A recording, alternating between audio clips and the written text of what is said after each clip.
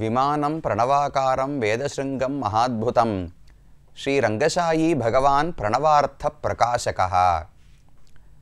திருவரங்கம் என்கிற திவ்யதேசத்தின் பெருமையை நாம் பார்த்து கொண்டு வருகிறோம். 108 வைணவ திருத்தலங்களுக்குள்ளே முதன்மையானதாக வேறான திவ்யதேசமாக கொண்டாடப்படுவது திருவரங்கம் திருப்பதி. கோயில் என்று பொதுவாக சொன்னாலே அது திருவரங்கத்தைத்தான் குறிக்கும் என்பதையும் பார்த்தோம். அந்த திருவரங்கத்துக்கு பகவான் திருவரங்கநாதன் எப்படி வந்து சேர்ந்தார்? பார்க்கடலில் பிறந்து அங்கிருந்து இக்ஷ்வாகுவின் ஆசையின்படி அயோத்திக்கு சத்தியலோகத்திலிருந்து வந்து சேர்ந்து அங்கிருந்து திருவரங்கத்தை வந்து அடைந்தார். புராணங்களில் இந்த க்ஷேத்திரம் ஸ்ரீரங்க க்ஷேத்திரத்தின் பெருமையை பார்த்தோம் என்றால் அந்த க்ஷேத்திரத்தின் ஏற்றத்தை சொல்லுவதோடு கூட அங்கிருக்கக்கூடிய முக்கியமான தீர்த்தங்களின் பெருமையும் காட்டப்படுகிறது. எந்த ஒரு திருத்தலத்தை எடுத்துக்கொண்டாலும் அங்கு ஒரு நீர்நிலை, ஒரு ஏரியோ குளமோ ஏதோ ஒன்று புனிதமான தீர்த்தம் என்று கொண்டாடப்படுகிறதே. நாம் யாத்திரை செல்லும் போதே தீர்த்த யாத்திரை என்று சொல்லுகிறோம். தீர்த்தம் தீர்த்தம் என்றால் தண்ணீர் ஜலம் என்கிற பொருள் கிடையாது. தீர்த்தம் என்று சொன்னால் புனிதமானது, மற்றவர்களையும் புனிதமாக ஆக்கக்கூடியது என்று பொருள். உண்மையில பொருள் பார்க்கணும்னால் நம்மை தாண்டுவிக்க கூடியது. தரணம் என்று சொன்னால் தாண்டுவது என்று வடமொழியிலே பொருள். இந்த சம்சாரத்தையே நாம் தாண்ட வேண்டும், வைகுந்தத்தை அடைய வேண்டும், மோட்சத்தை அடைய வேண்டும் என்றால் அதற்கு நம்முடைய பாபங்களை எல்லாம் யாராவது திருட வேண்டும், அழிக்க வேண்டுமே. அந்த பாபங்களை திருடும் பெருமை எதற்கெல்லாம் உண்டோ அது தீர்த்தம் என்று கொண்டாடப்படுகிறது. ஒரு மரத்தை தீர்த்த விருட்சம்னு கொண்டாடலாம், ஒரு இடத்தை தீர்த்த க்ஷேத்திரம்னு கொண்டாடலாம், ஒரு ஜலத்தை தீர்த்த ஜலாசயம், தீர்த்த ஒரு ஏரி என்று கொண்டாடலாம். ஏன் பகவான் நாராயணனையே தீர்த்தன் என்று ஆழ்வார்கள் கொண்டாடுகிறார்கள். அப்படி இந்த திருவரங்கம் திருப்பதியில் பார்த்தோம் என்றால் காவேரி ஓடுகிறாள், அவளுடைய பெருமை என்ன என்பதையெல்லாம் நேற்றைய தினம் ஒரு பகுதியிலே பார்த்தோம். காவேரி பகவானை காண்பதற்காகவே ஓடி வருகிறாள். தன்னுடைய மாப்பிள்ளை கவேர அரசனுக்கு பிறந்தவள் காவேரி. காவேரியினுடைய பெண்தான் ஸ்ரீரங்கநாயகி தாயார்.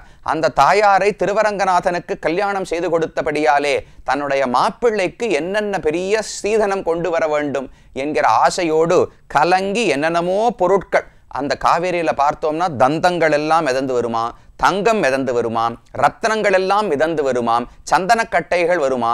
இது அனைத்தையும் கொண்டு வந்து திருவரங்கநாதனுக்கு காவேரி தாய் சமர்ப்பிக்கிறாள் என்று பெரியோர்கள் அனுபவிக்கிறார்கள். அந்த காவேரி தான் முக்கியமான நதி. இந்த தீர்த்தத்தில் முக்கியமான இந்த க்ஷேத்திரத்துக்கு முக்கியமானவள்.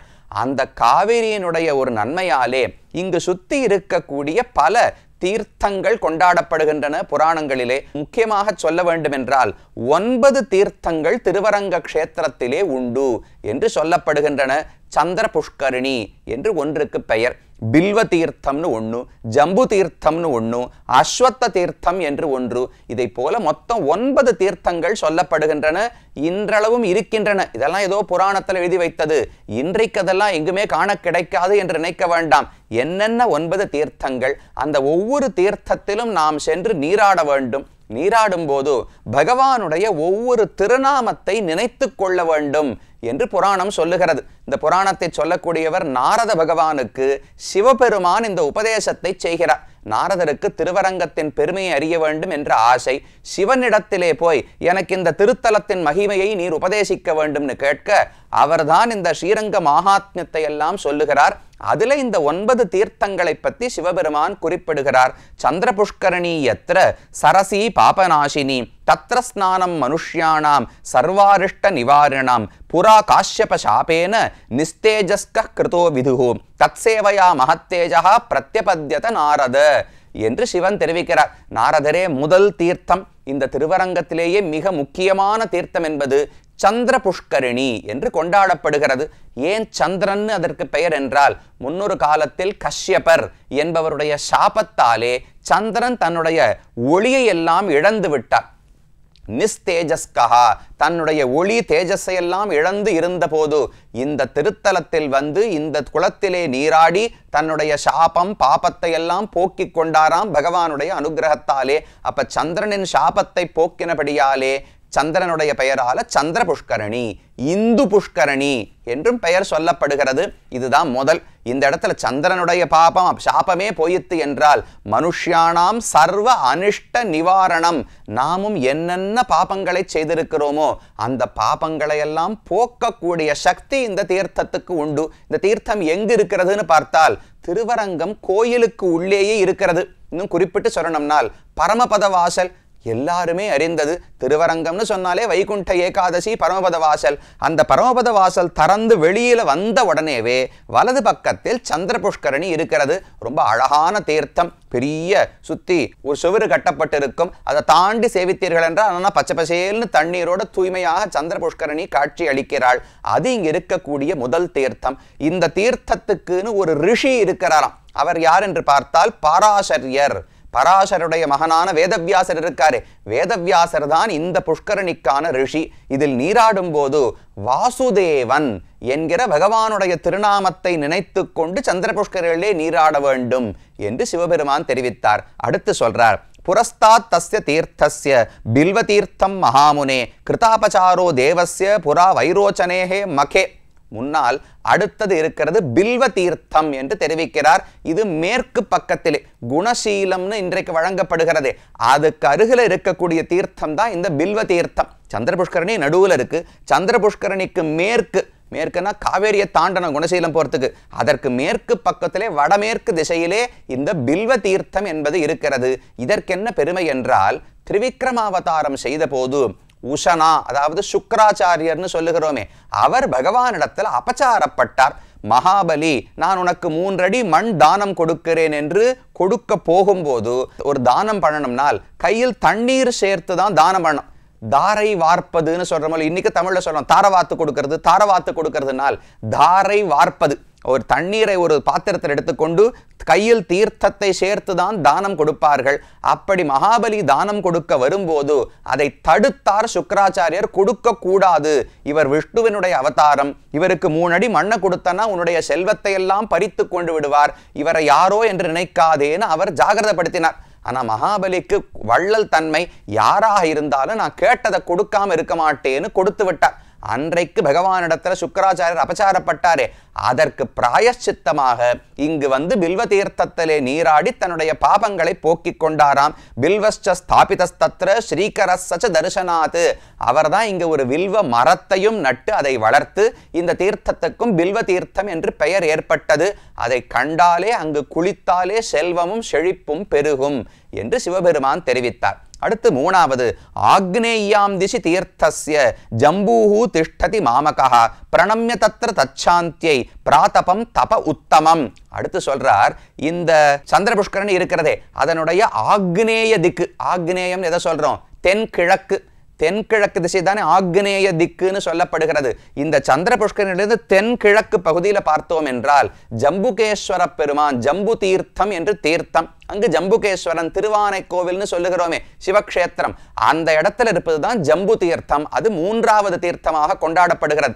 முதல்ல சந்திர புஷ்கரணி, அதற்கு ரிஷி வேதவியாசர், திருநாமம் வாசுதேவன் என்று சொல்லிக்கொண்டு நீராட வேண்டும்.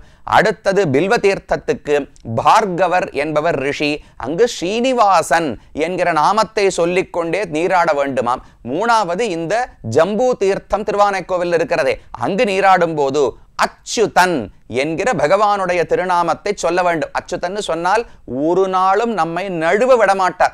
அவர் திருவடிகளை பிடித்து கொண்டோம் என்றால் நம்மை ஒரு நாளும் நழுவ விடமாட்டார், கைபிடித்து வைகுந்தத்துக்கு அழைத்து செல்வார் என்று பொருள். அந்த அச்சுதன் என்கிற திருநாமத்தை சொல்லிக்கொண்டு ஜம்பு தீர்த்தத்தில் நீராட வேண்டும். 4வது, ததஹ தக்ஷிணதோ விருக்ஷஹ திஷ்டதி அஸ்வத்த உச்ச்ருதஹ கத்வா அஹல்யாம் தபஸ்தத்ர தேபே தேவஹ சதக்ரதுஹு. அதாவது 4வது தீர்த்தம் அஸ்வத்த தீர்த்தம் என்று சொல்லப்படுகிறது. அஸ்வதீர்த்தம் என்றும் சொல்லுகிறார்கள். அஸ்வத்த தீர்த்தம் என்பது புராணத்திலே காணப்படுகிறது. இன்னைக்கு நீங்க ஸ்ரீரங்கத்துக்கு போனீங்கன்னா பேருந்து நிறுத்தம் இருக்கிறது, அதற்கு அருகில தான் இந்த அஸ்வத்த தீர்த்தம் என்கிற தீர்த்தம் உள்ளது. இந்த இடத்துல தான் இந்திரன் அகல்யின் இடத்துல அபச்சாரப்பட்டான் அல்லவா, அதனால சாபம் கொடுத்து விட்டார் கௌதமர். அதை போக்கிக் கொள்வதற்காக இங்கு வந்து நீராடி அஸ்வதீர்த்தத்தில் நீராடினாராம். அதனால இந்த இடத்துக்கு இந்திரனுடைய தொடர்பு உண்டு. இங்கு பகவானை அனந்தகா, அனந்தன் என்றால் அளக்க முடியாதவர், அளவே அற்றவர். அவரை காலத்தால் அளவுபடுத்த முடியாது, தேசத்தால் அளவுபடுத்த முடியாது, எங்கும் எப்போதும் இருக்கிறாரோ இல்லையோ. அப்ப அனந்தன் என்கிற நாமத்தை சொல்லிக் கொண்டு இந்த அஸ்வத்த தீர்த்தத்திலே நீராட வேண்டும். இது 4வது.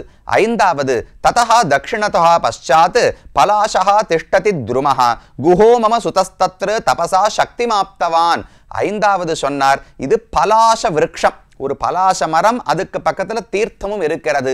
அந்த க்ஷேத்திரத்தில் தவம் செய்தது மம சுதஹா, என்னுடைய மகனான சுப்பிரமணியன் ஸ்கந்தன் இருக்கிறாரே, அந்த குஹப்பெருமான் இங்குதான் சென்று தவம் புரிந்து சக்திமவாப்தவான், பெரிய சக்திகளை எல்லாம் அடைந்தார் என்று சிவபெருமான் தெரிவிக்கிறார்.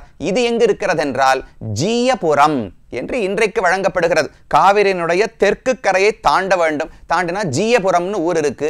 அங்குதான் இந்த பலாச மரமும் தீர்த்தமும் உள்ளன. இங்கு பகவானுக்கு கோவிந்தன் என்று திருநாமம். மாடுகன்றுகளை மேய்த்தவர், நமக்காக இந்த பூமியை வந்து ரட்சித்தவர் கோவிந்தன். அது 5வது.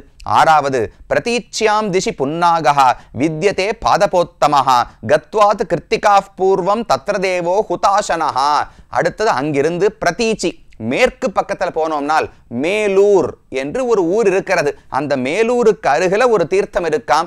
அங்க அக்னி பகவான் ஒரு முறை கிருத்திகைகள் என்கிற பெண்களிடத்திலே தவறு செய்துவிட்டு அதன் பாபத்தை போக்கிக் கொள்வதற்காக வந்து நீராடினார். அது ஒரு தீர்த்தம். 6வது, அங்கு ஒரு புன்னை மரம் இருக்கிறது, தீர்த்தமும் இருக்கிறது. அங்கு பெருமானுக்கு ஸ்ரீபதி, ஸ்ரீபதினு சொன்னால் திருமகள், மகாலட்சுமிக்கு கணவன் என்று பொருள். ஸ்ரீபதி என்கிற திருநாமத்தை சொல்லிக்கொண்டு அங்கு நீராட வேண்டும். 7வது தீர்த்தம் திருவானைக்கோவிலுக்கு அருகிலேயே மங்கம்மாள் மடம்னு இருக்கு. அங்கு இருக்கக்கூடிய ஒரு தீர்த்தம் பகுளத்ரும உச்ருதஹா, வகுள மரம், அதுக்கு பக்கத்தில் இருக்கக்கூடிய தீர்த்தம். அது 6வது. அங்க பகவானுக்கு மாதவன் என்று திருநாமம். பிராட்டியை தன்னுடைய திருமார்பிலே உடையவனானபடியால மாதவன் பெயர். அடுத்து 8வது சொன்னார், கதம்பஹா உத்தரே விருக்ஷஹா உத்தமோ நாமவை ஹரிஹி ஈஜேஹி ஜனகஸ்தத்ர சதஸ்மாத் ரிஷிருச்யதே. ஜனக மகாராஜா அவர் ஒரு முறை இங்கு வந்து தவம் செய்தாராம். அந்த தீர்த்தம் ஒன்று இருக்கிறது. அங்கு ஒரு கதம்ப மரமும் அதுக்கு அருகில ஒரு குளமும் இருக்கின்றன. அந்த இடத்துக்கு ஜனகர் வந்து தவம் செய்தபடியாலே அவரே அந்த இடத்துல ரிஷியாக கொண்டாடப்படுகிறார். இது இருப்பது உத்தமர் கோயில். காவேரியினுடைய வடக்கு காவேரியை தாண்டினோம்னா உத்தமர் கோயில்னு பகவானுடைய ஒரு திவ்ய தேசம் இருக்கிறது. அதை பத்தி மேல பகுதிகள் வரும்போது நாம் பார்க்கலாம். 108 வைணவ தலங்களுக்குள்ளே ஒண்ணு. அந்த உத்தமர் கோவிலுக்கு அருகிலேதான் இந்த தீர்த்தம் இருக்கிறது. கதம்ப தீர்த்தம்னு அதற்கு பெயர். கடைசி 9வது, ததஹா உத்தரதஃ பூர்வம் ஆம்ரஸ்திஷ்டதி பாதபகா பூமிதானம் பிரசம்சந்தி தத்ர சாம்ராஜ்ய சித்தையே. கடைசியாக உத்தமர் கோவில், உத்தமன் பகவான். அதற்கு அடுத்தது தாளக்குடி என்கிற இடம். லால்குடி போறக்கூடிய வழியில தாளக்குடின்னு இருக்கிறது. அங்கு ஒரு தீர்த்தம். அதற்கு ஆம்ரஹா, ஒரு மாமரமும் அதற்கு அருகிலே தீர்த்தமும் உள்ளன. அங்கு நீராடினோம் என்றால் சாம்ராஜ்ய சித்தையே, பெரிய ராஜ்யம், உயர்ந்த செல்வங்களை எல்லாம் அடையலாம் என்று சிவன் தெரிவிக்கிறார். அங்கு பகவானுக்கு ஹிருஷிகேசன், நம்முடைய புலன்களை அடக்கி ஆளக்கூடியவர் பகவான் தான். நம்மளால அடக்க முடியாது. நாம தான் புலன்கள் இழுத்த இழுப்புக்கெல்லாம் ஓடிக்கொண்டிருக்கிறோம். நம்முடைய புலன்களை ஒருவர் கட்டுப்படுத்த வேண்டும்னா அது பகவான் தானே. அந்த ஹிருஷிகேசன் என்கிற நாமத்தை சொல்லிக்கொண்டு இந்த தாளக்குடியில் இருக்கக்கூடிய 9வது தீர்த்தம் ஆம்ர தீர்த்தம், அங்கு நீராட வேண்டும் என்று சிவபெருமான் தெரிவிக்கிறார். அப்போ 9 தீர்த்தங்கள் சந்திர புஷ்கரணி நடுவுல இருக்கு. சுத்தி 8 தளங்கள் தாமரைக்கு இருப்பது போல 8 தீர்த்தங்கள் இருக்கின்றன. இது எல்லாவற்றையும் போஷிப்பவள் காவிரி தாய். காவிரி நீர் தானே பூமி வழியா கசிந்து இந்த தீர்த்தங்களிலே இருக்கிறது.